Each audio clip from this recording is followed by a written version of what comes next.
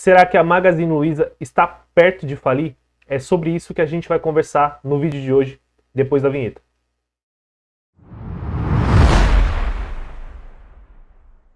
Fala pessoal, beleza? Eu sou o Caio aqui da equipe do Já Invest e antes da gente partir para o conteúdo de hoje, eu já vou te pedir para você se inscrever no canal para você não perder nenhum dos nossos próximos conteúdos.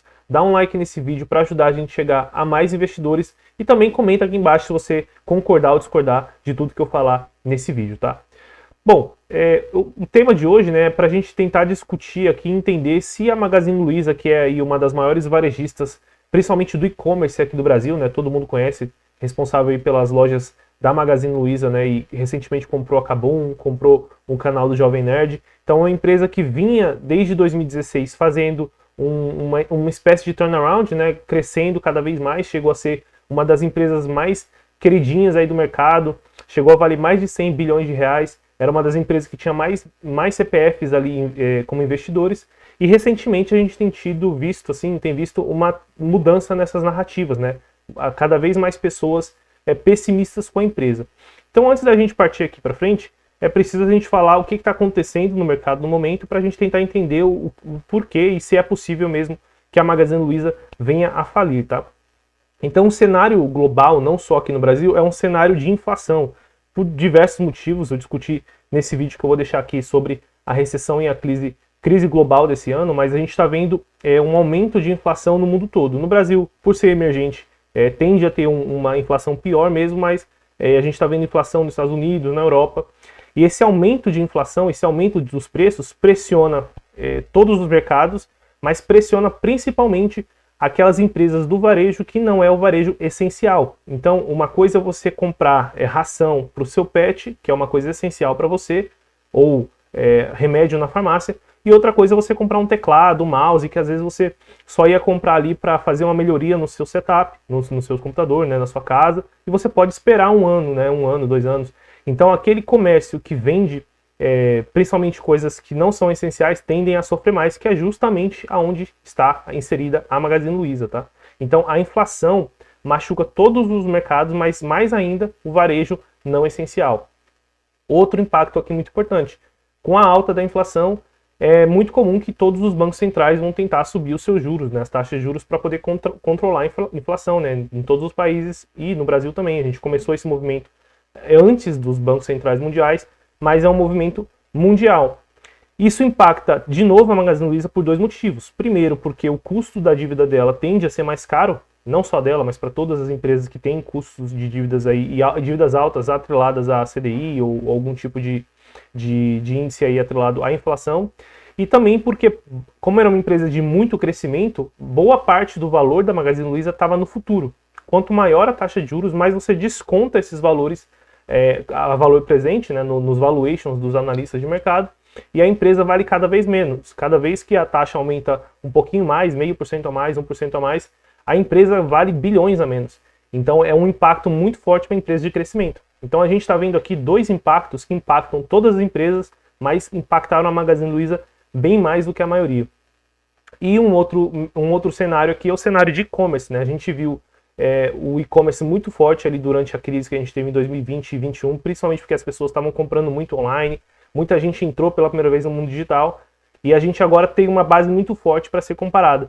Então a gente já está vendo, mês atrás de mês, uma desaceleração no e-commerce. Então provavelmente a gente vai fechar o ano de 2022 com uma queda líquida no volume de vendas em e-commerces, né?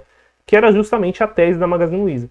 Então a gente tem aqui 3 movimentos de curto prazo que são péssimos, né, para a empresa. E o que aconteceu? Aqui é o valor de mercado da Magazine Luiza, né? Ela chegou a valer mais de quase 160 bilhões há 1 ano atrás, né, 12 meses atrás, então julho de 2021, e hoje ela está valendo 17 bilhões, então uma queda de quase 10 vezes, uma queda de quase 90%. E o que acabou chamando muito a atenção dos investidores é que quando a gente compara com outras empresas também do varejo, a Magazine Luiza chegou a cair até mais, né? Então quando a gente olha aqui uma comparação do Ibov, que é essa linha preta nos últimos 12 meses, caiu 20%. Quando a gente olha a Pets, que é um consumo mais essencial, também uma empresa de muito crescimento, mas já tem uma tese de investimento mais protegida, ela caiu menos do que a Magazine Luiza, e a Magazine Luiza caiu aqui 88%, caindo inclusive mais do que a Via Varejo. E a Magazine Luiza sempre foi uma queridinha no mercado, vista como uma empresa de mais qualidade do que a Via Varejo. Então, o que pode ter acontecido para ela talvez estar caindo mais do que a Via Varejo, né? O que explicaria isso? E todos esses movimentos pessimistas, né, toda essa narrativa pessimista, acabou piorando quando recentemente a gente teve o Luiz Barsi, que é um dos maiores investidores PF, né, PF individual na Bolsa, ele é o maior, e ele acabou declarando num podcast que a Magazine Luiza vai quebrar. Lógico que tiraram essa frase muito de contexto, foi muito noticiada como se ele estivesse alarmando os investidores de que a Magazine Luiza ia quebrar num curto prazo, né? E o que ele quis dizer, o Luiz Barsi, é que muitas varejistas quebraram na história dele, que ele acompanhou como investidor, então é um setor que ele evita. E a gente vai tentar entender aqui se faz sentido você talvez evitar esse setor, se realmente a Magazine Luiza vai ser a próxima gigante a quebrar nesse setor, né? Então eu trouxe aqui algumas empresas do varejo que chegaram a quebrar nesses últimos anos, algumas até o Barsi comentou no podcast. Por exemplo, lá em 99 quebrou essa Mapim, ou Mapping, que eu não cheguei nem a conhecer. Arapuã, em 2003. Quando a gente tem um período de recessão, né, como a gente teve no Brasil em 2014 e 2016, várias quebram. Então a gente teve o grupo dono da Luigi Bertoli quebrando. A gente teve uma grande rede de farmácias, né, que era a farmácia mais econômica, quebrando também. Em 2018 a gente teve uma quebra da gigante, que era a Toys R Us, que tinha mais de 30 mil funcionários. A gente teve recentemente o pedido de falência da Saraiva em 2021. A Ricardo Eletro agora em 2022, e a pergunta que fica é no futuro, aqui no próximo, no curto ou no médio prazo, se a gente tem chances aqui da Magazine Luiza, Via Varejo ou Americanas quebrarem, tá? Então, nesse vídeo eu vou focar mais na Magalu, mas meio que serve para todas elas. E o porquê empresas de varejo parece que são mais fáceis de quebrar? Isso acontece porque o segmento de varejo é um segmento muito competitivo e de baixa barreira de entrada. Então, praticamente qualquer um ali pode começar um mercadozinho, começar a vender online. E a gente vê que até o segmento se consolidar, como aconteceu lá nos Estados Unidos, várias empresas vão ficando pelo caminho, como a gente viu aqui nesse gráfico que eu montei para vocês.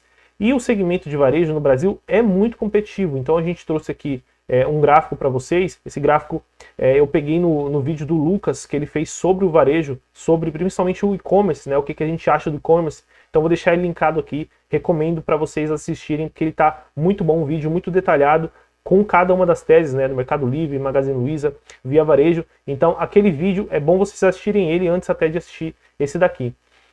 Mas enfim, voltando aqui, a gente vê que a Magazine Luiza conseguiu, depois da reestruturação, ganhar um bom market share aqui, saiu de 4% até 19%, né, quase 20% em 2020, enquanto que várias outras empresas desse segmento foram provavelmente quebrando no caminho e perdendo share e dando para essas gigantes, né?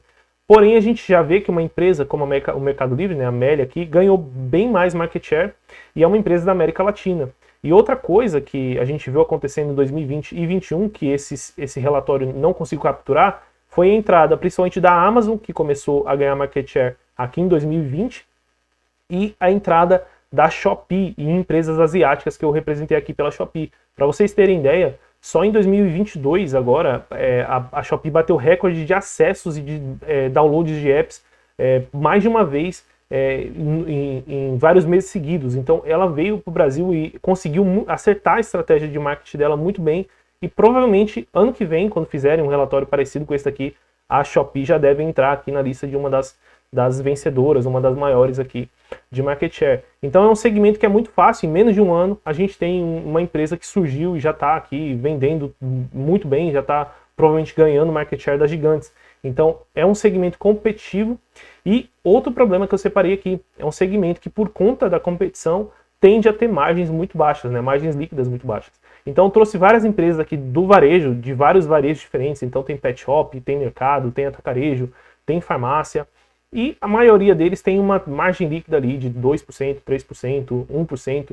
Então as empresas realmente brigam ali no centavo para tentar vender e ganhar cliente. E acaba que qualquer aumento de custo, aumento de despesa pode impactar muito fortemente, né? Ou aumento de custo de dívida com a taxa de juros que a gente está vendo agora, ou aumento de custos mesmo com inflação. A gente vê que, se eu não me engano, a Via Varejo está tomando dívida agora para financiar a expansão dela. Então está ficando cada vez mais difícil para você expandir, e por conta dessa competição, elas realmente ficam brigando ali no centavo.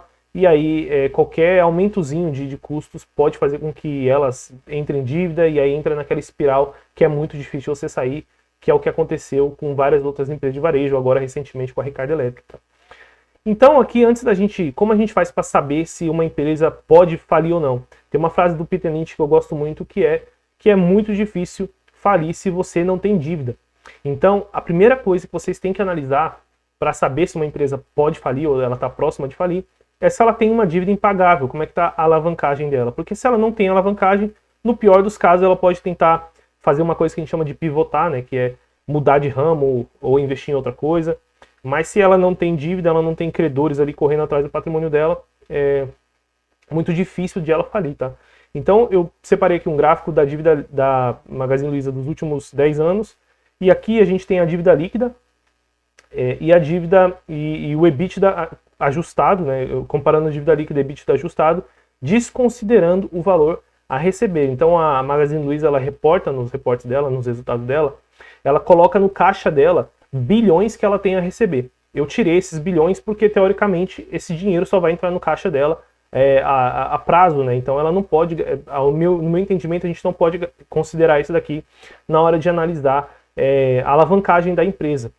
Então, uma visão patrimonialista até faria sentido, mas se eu quero analisar se a empresa consegue hoje pagar as contas dela, eu não posso considerar o dinheiro que ela tem a receber daqui 12 meses, daqui 1 ano, daqui 3 anos. Então vamos ver como que está essa alavancagem da empresa. Então a gente vê que a Magazine Luiza, mesmo fazendo esse ajuste, ela sempre foi uma empresa mais conservadora. Então, chegando ali, depois da reestruturação dela, em 2016, 17, 18, 19 e 20, ela tinha dívida líquida negativa, ou seja, ela tinha mais caixa, né, e equivalência de caixa do que dívida. E isso começou a mudar em 2021. Então a gente já vê que a empresa chegou a uma alavancagem de 2,1 vezes EBITDA em 2021, e no primeiro trimestre de 2022, fazendo já esse ajuste, a empresa mesmo assim estaria com uma alavancagem de 3,3 vezes o EBITDA, né, de dívida. Quando a gente olha para empresas, por exemplo, de um segmento mais previsível, como energia, saneamento, 3 vezes EBITDA é mais tranquilo, você consegue carregar, você pode até ter uma alavancagem maior. Tem momentos que as empresas, a Klabin, a Eneva, a Taesa, elas passam por momentos de investimento, ciclo de investimento, onde elas vão ter uma alavancagem de 4 vezes EBITDA, 4,5, 5 vezes, e é mais difícil de acontecer algo ruim com elas, de elas quebrarem. Agora, quando a gente tem uma empresa do varejo, seja a Via Varejo, a Magazine Luiza, a Americanas, que elas começam a ter uma alavancagem maior do que 3 vezes, já é realmente uma questão para a gente ficar de olho. E talvez por isso que o mercado esteja um pouco preocupado agora com a Magazine Luiza. Claro que essa dívida, né, muitas vezes a empresa coloca dívida no caixa dela justamente para se preparar e garantir que ela vá passar bem por um período de crise, mas acaba prejudicando o resultado. E quando a gente olha o resultado da Magazine Luiza, a gente vê que ela estava dando pouco retorno em lucro para os acionistas. E esse pouco retorno agora vai começar a ser corroído pelo custo, né, pelas despesas de juros da dívida. Então a tendência é que o resultado dela, no curto prazo, piore. Mas o que eu queria deixar aqui de conclusão para vocês, principalmente se vocês assistirem o vídeo lá do Lucas, é que sim, a Magazine Luiza ela tem potencial para ser uma das vencedoras do e-commerce, por tudo que a gente entende aqui da empresa, do case da empresa, de tudo que ela entregou, todo o crescimento e toda a capacidade da gestão que a empresa tem. Porém, a gente concorda também com o Luiz Barsi de que a Magazine Luiza vai sim quebrar um dia, e que esse é o futuro de 99% das empresas. As empresas, elas não são eternas, elas são criadas para serem eternas, são criadas para durarem o máximo possível, mas a maioria delas vai quebrar. Talvez não no nosso período de investimento, mas em algum momento a tendência é que a maioria delas quebrem aqui no longuíssimo prazo. E a única forma de você se proteger disso é diversificando. Então, a gente tem no mercado, né, o que costuma se dizer é que a diversificação é o único almoço grátis que a gente tem no mercado, justamente por isso. É a única coisa que você pode fazer para se proteger e você não necessariamente vai perder rentabilidade por conta disso. Em alguns casos, você pode até ganhar rentabilidade, evitando ali uma perda total em uma empresa e estando expostas a outras que podem se multiplicar muito o seu capital. Então, o que a gente deixa aqui para você é que se você tem essa preocupação com a Magazine Luiza, se você acha que a empresa pode falir, tira esses próximos 2 trimestres, né, o segundo trimestre de 2022 e o terceiro, para você reanalisar os resultados da empresa, ver se você está convicto ainda na tese, ver se faz sentido para você, porque tudo que aconteceu com a Magazine Luiza foi tudo macro, não teve nada micro ali nos fundamentos da empresa, pelo menos não até agora, que justificassem toda essa perda de valor. É a perda de valor, né, a queda de cotação, a queda de valor de mercado que está acontecendo principalmente no mundo todo, né, com criptoativos, com empresas de crescimento, com empresas de tecnologia, não é só aqui no Brasil. Então, se essa preocupação sua vem principalmente por o que um bilionário está falando, ou pela queda da cotação, e você teve a sua convicção abalada, o que você tem que fazer é voltar e estudar novamente a empresa. Bom, pessoal, o recado de hoje era esse. Se vocês gostaram, não se esqueçam de se inscrever no canal para não perder nenhum dos nossos próximos conteúdos. Dê like nesse vídeo para ajudar a gente a chegar a mais investidores. Bons investimentos para você e até o próximo vídeo.